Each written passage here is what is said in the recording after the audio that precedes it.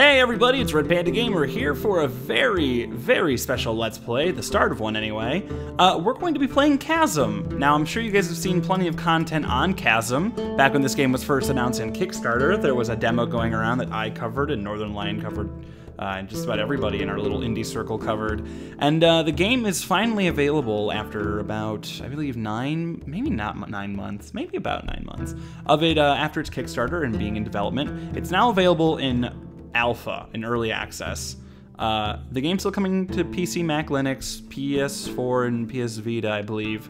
But, you know, on PC you can get it early. This is A, for like the Kickstarter backers, and B, people who are really excited for the game. And I'm sure it makes it way easier for development, for bugs, and, you know, obviously remaining financially stable, though I doubt that's a problem because they raised a bunch of money on Kickstarter. Anyway, this is a game I've been very excited for, and I've been wanting to create content on it as soon as possible. And like I said, this is like alpha, like practically pre-alpha. So this is very much a work in progress. Don't judge it too harshly based on what's here, though if it's anywhere near as good as the demo I played a long time ago, it's got to be great. So Chasm is, first of all, a gorgeous game. It's got amazing pixel art. And I'm a huge fan of pixel art. I know some people kind of have their gripes about it. They're like, oh, another indie pixel art game, like, oh, so lame. But I hate when people complain about that stuff because I seriously think pixel art looks so good. And this game especially has some of the most gorgeous pixel art I've ever seen. Like, seriously, this is one of the best looking games in general, like beyond pixel art, because I feel like it's unfair to judge it based on what type of art style it uses, but this game is one of the most gorgeous games I've ever played. And I'm not just saying that, I really do think that, and beyond its good looks, it has a lot of substance here as well. But let's go ahead and head on over here. Let's talk. I have potions for sale. Have a look, won't you? So we can buy potions for our health and mana. Pretty self-explanatory if you've ever played any type of RPG before. And yeah, so this kind of takes the role of an... Here we go, ready? It's gonna hit all the marks it's gonna hit all the pleasure points in my brain anyway. So it's an RPG that has some crafting in it. It's a Metroidvania that is randomly generated. So, like I said, that's kind of hitting all the points of indie game tropes, I guess, but in general, it's just kind of hitting all of those great bullet points for games that I really enjoy. Look at this sleeping dog. So cute. And look at the little kitty. Aww. And I love the atmosphere, like this little inn here. Like, I like that the innkeeper's got a little touch of gray in her hair, and dog's breathing, and the cat's got a lot of frames of animation. And that's the thing too, that's like the key to pixel art, it seems, is like a lot of frames of animation really do make a huge difference. I mean, just look at our idol. You know, we're sitting here, we're breathing pretty heavily, you know, we're creating some steam, not steam, whatever you would call that. I can't think of what the proper word is. Here we have this old man, and we can't really talk to him, but I think if we ring this bell, there we go, we can talk to him. Welcome to Carthus, lad. You must have been sent to help us find the mining crew. I go down to the mines to investigate, but the dampness makes my legs ache. The crew was last working on the eastern side of the bottommost floor. You'll have to take the elevator down to reach it. It's a little rickety, but it's safe enough. Take this key to the entrance and head in when you're ready. So we have a key. We can't really buy anything from him, but that's okay. What is that up there? Or is that like autosave? Yeah, I love the presentation of this game. Like this quaint village, like has so much detail. Like this, like the movement of the mountains in the background, like just the layers of stuff too. Like so you have the foreground, the midground, and like 8 layers of background. It's gorgeous. I really cannot speak highly enough of how much I love this freaking game. But we'll go ahead and go in here for the start of the game.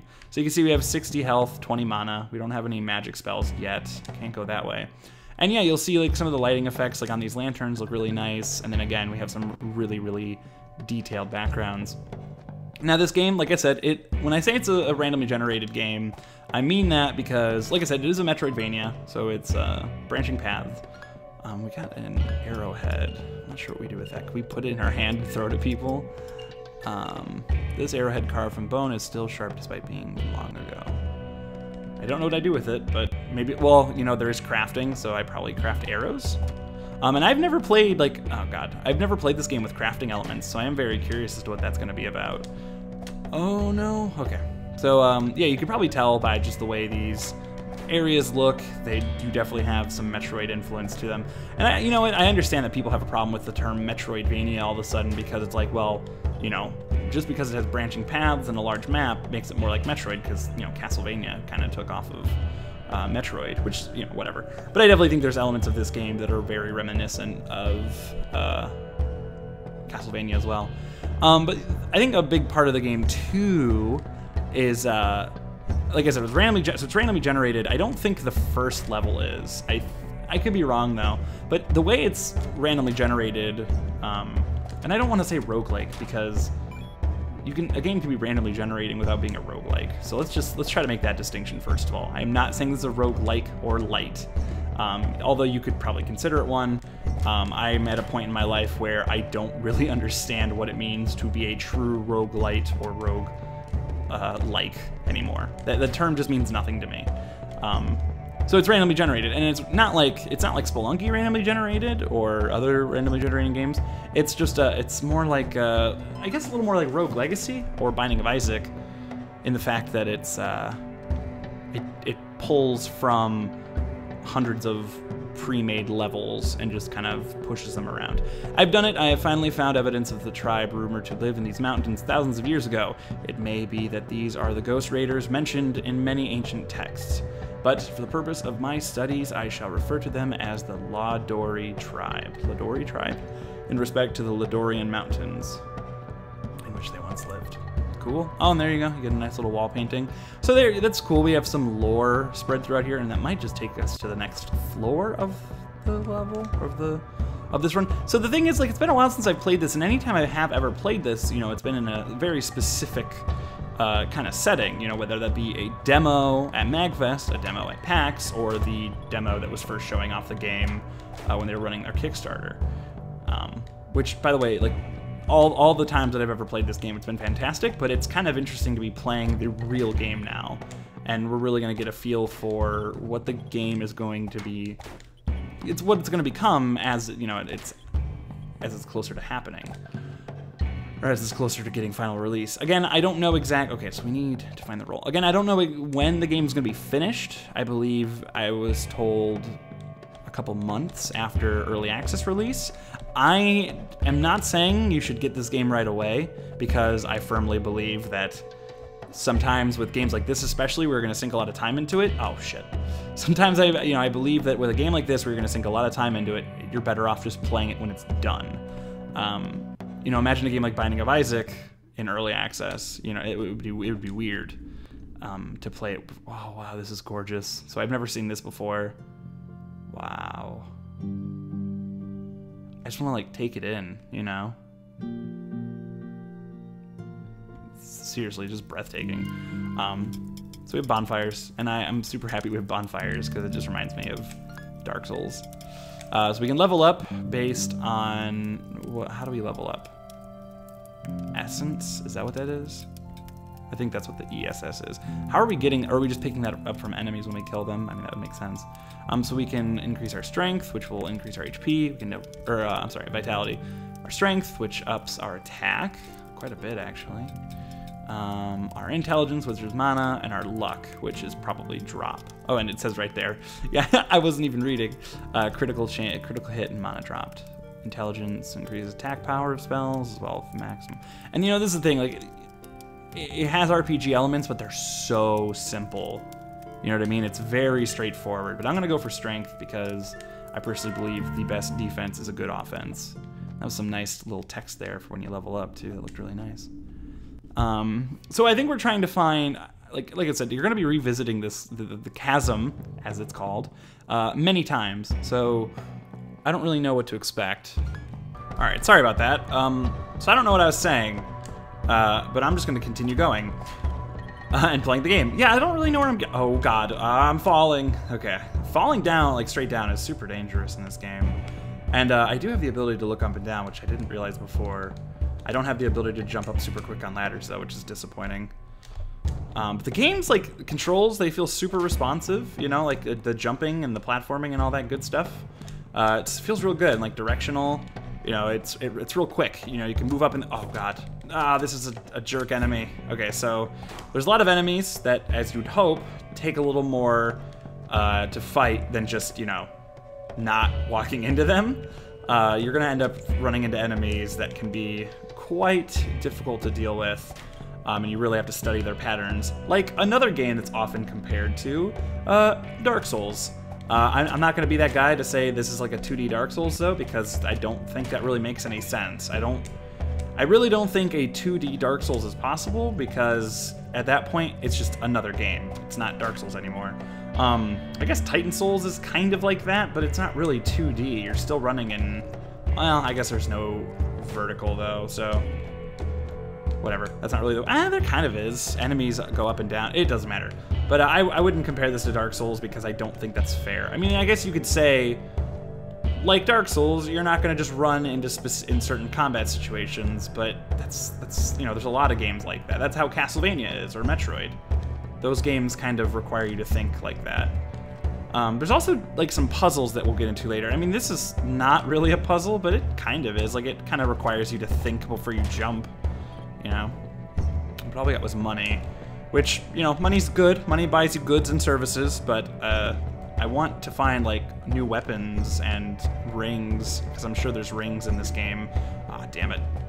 So yeah, there's a lot of these moments of platforming that can be really frustrating. So it's probably a good idea to go into my plan, quote unquote, for this Let's Play. I'm planning on playing as much of this early version as I can, and then I'm gonna take a break. So, you know, I mean, I shouldn't say as much as I can. I'm gonna play a good amount of this game. I don't know, I know there's like 2 areas in this game, and I don't know how many times you can play through those 2 areas until they start to feel, you know, boring or repetitive or anything like that. So I'm gonna just basically play for a while until I feel like I've gotten as much as I can, you know, within reason. And then I'm gonna take a break until the game is finished, or at least, you know, if you know, maybe in a month or 2 they release another level, then maybe I'll pick it up again. I don't know if progress carries over. I kind of doubt it, but I could be wrong. I'm not really sure how progress necessarily works in this game, in this form. But I kind of just want to keep moving along. And I'm not sure how I'm going to break these episodes down. Oh, well, if I die in a minute... Okay. I was going to say, if I die here, I'll just end the episode. And I totally just died. You died. That's a nice... Okay. I was trying not to compare the game to Dark Souls, and they straight up just, like, did that. And it's like, are you sure you don't want to compare it to Dark Souls? So I lost whatever experience I had. Kind of like Dark Souls. But yeah, I'm still not sure where the randomly generating stuff comes in. We'll see if this is any different, if I can even remember it. Yeah, this looks about the same. So yeah, I'm not sure how the randomly generating levels work, to be honest.